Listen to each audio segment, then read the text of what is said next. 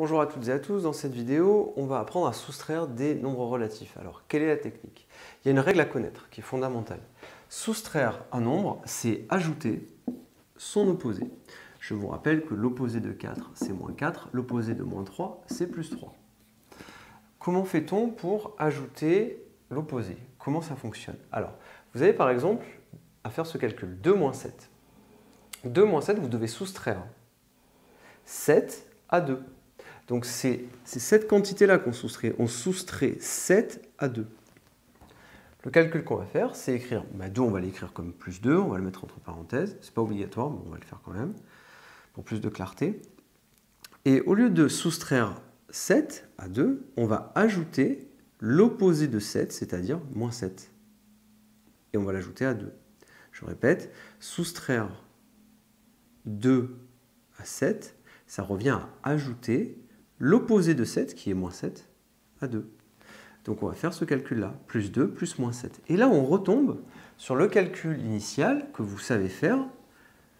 Je gagne 2 le premier jour et le lendemain, je perds 7. Ou alors je suis à l'étage numéro 2, puis je descends de cet étage.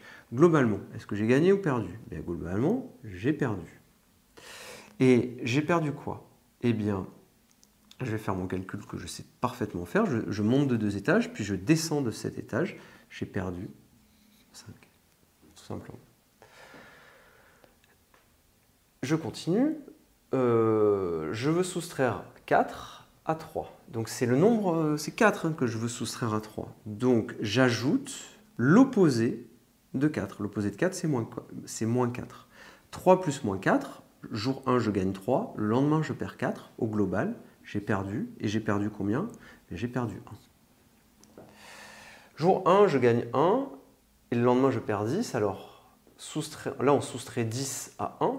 Donc, on ajoute à 1 l'opposé de 10, qui est moins 10. Donc, jour 1, je gagne 1. Le lendemain, je perds 10. Au global, j'ai perdu. Et combien j'ai perdu? Eh bien, 9. On continue. Alors là, ça change un petit peu puisque les nombres qu'on a ici sont négatifs, mais ça ne change pas vraiment puisqu'on va soustraire 10 à moins 1, on va soustraire 2 à moins 3, soustraire 10 à moins 3, soustraire 1 à moins 1.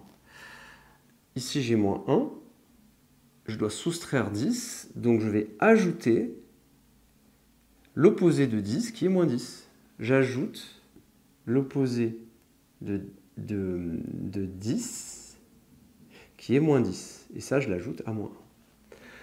Donc, si on récapitule, le premier jour, j'ai fait une perte de 1 euro et le lendemain, j'ai encore fait une perte de 10 euros.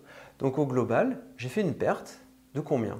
Alors, si on veut, on peut l'écrire, pour aller plus loin, entre parenthèses. On peut dire, le premier jour, j'ai perdu 1 euro et le lendemain, j'ai perdu 10 euros. J'écris la perte totale, entre parenthèses, et au final, ça me donne moins 11. C'est une étape intermédiaire que vous pouvez faire si vous voulez. Ici, pareil, j'ai perdu 3, puis perdu 2. Au global, j'ai perdu. Je le sais, hein, j'ai perdu 3 et 2, j'ai perdu 5. Mais on peut l'écrire entre parenthèses si on veut. J'ai perdu 3 plus 2, j'ai perdu 5. Ici, j'ai perdu 3, puis j'ai perdu 10. Au global, j'ai perdu combien? J'ai perdu, dans ma parenthèse, 10 plus 3. J'ai donc perdu 13. Et là, j'ai perdu 1, puis perdu 1. Au final, j'ai perdu 1 plus 1. J'ai perdu 2. Voilà le résultat final. Alors, vous pouvez le faire de plusieurs façons. Vous pouvez le faire de tête. Quand c'est facile, bien sûr, le faire de tête fait sens. Quand ça devient plus compliqué, quand vous allez par exemple devoir calculer 12 moins 37, par exemple, bien là, ça se complique. Et donc là, il fait sens de l'écrire autrement, de dire premier jour, j'ai gagné 12, et soustraire 37, c'est ajouter son opposé.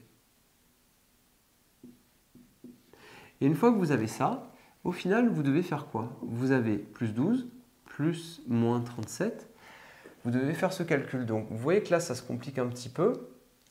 Et c'est dans ce cas-là où il va falloir faire ce petit calcul. C'est-à-dire, vous avez fait un gain de 12, une perte de 37. Donc, on va dire qu'au global, on a perdu.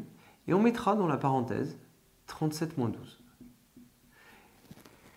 Et c'est ce calcul-là qui est le plus délicat. 37 moins 12, eh bien, ça vous le savez, ça fait 25. Et au final, ça nous donnera moins 25.